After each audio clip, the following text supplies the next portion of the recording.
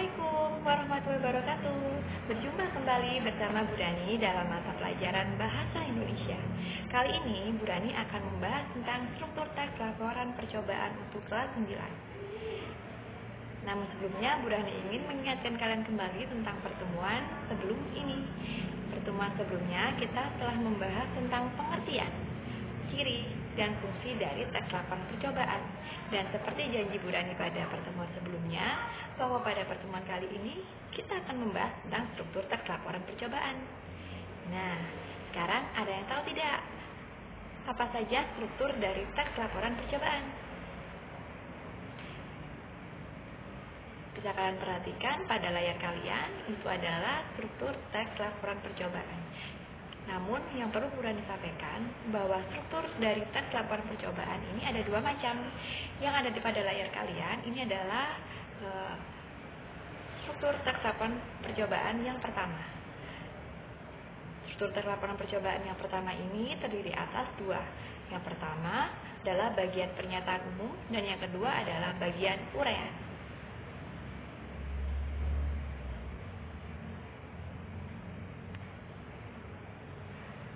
Pernyataan umum di sini berisi menentukan klasifikasi aspek dari sesuatu seperti hewan, alam, tumbuhan, atau yang lainnya yang dibahas secara umum.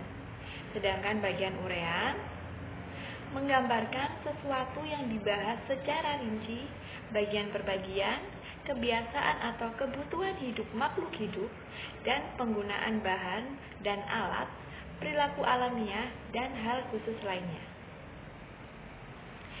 Untuk lebih memahami kembali tentang struktur teks ini, kita lihat saja langsung contoh dari teks laporan percobaan berjudul kelelawar berikut ini. Mari kita baca bersama-sama. Kelelawar merupakan mamalia. Kelelawar satu-satunya mamalia yang dapat terbang. Ada lebih dari 1000 jenis kelelawar seperti kelelawar kulit, kelelawar telinga panjang, kelelawar ekor 3, dan kelelawar buah. Kelelawar tampangnya mirip tikus. Saat terbang bersama, kelelawar seperti tikus terbang. Beberapa kelelawar makan darah, buah, ikan, dan kaktus. Kelelawar dapat mendengar jarak 1 km. Mereka jenis nokturnal. Kelelawar melihat dengan pupil mereka. Oleh sebab itu, mereka membuka matanya lebar-lebar untuk melihat. Kelelawar memiliki bayi. Kelelawar menyusui anaknya. Selama setahun memiliki 3 bayi.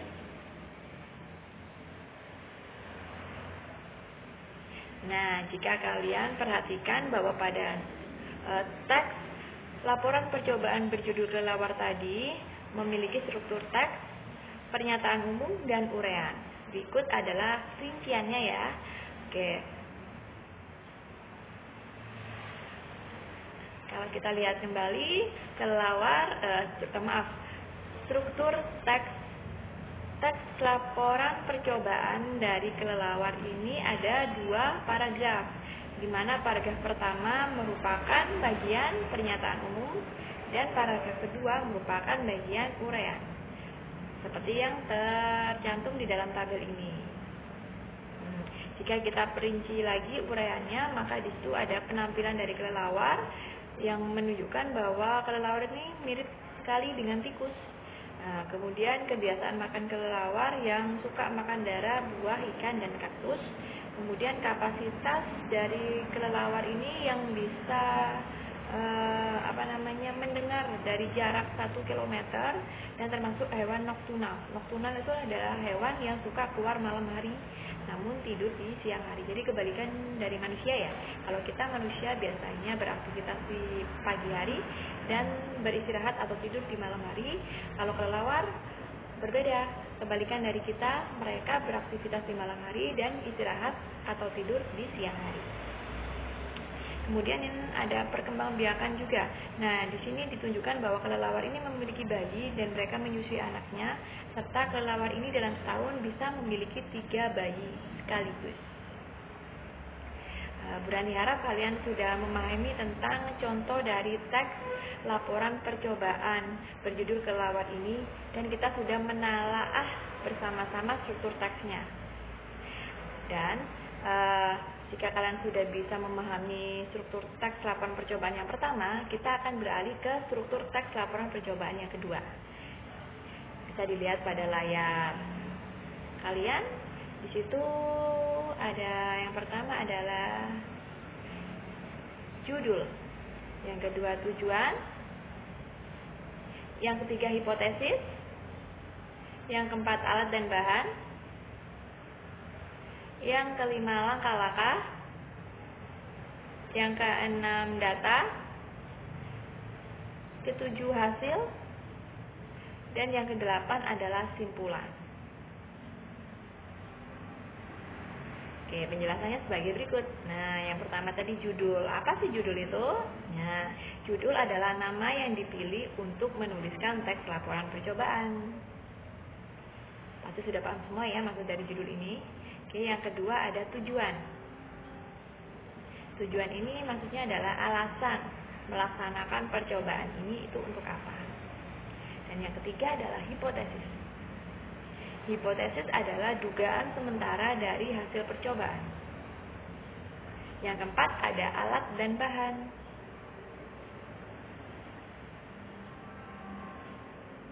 Yakni alat dan bahan yang dibutuhkan untuk melaksanakan percobaan. Berikutnya yang kelima ada langkah-langkah. Ini maksudnya adalah urutan langkah-langkah dalam percobaan. Yang keenam ada data. Data berupa tabel atau grafik yang dikumpulkan sebagai pembanding. Yang ketujuh ada hasil,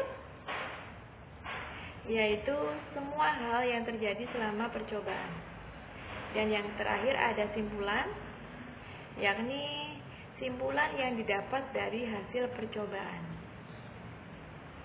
Untuk lebih jelasnya lagi, kita lakukan hal yang sama seperti pada struktur teks yang pertama, yaitu kita menelaah teks laporan percobaan pada teks kelelawar. Kali ini kita akan menelaah juga struktur teks laporan percobaan berjudul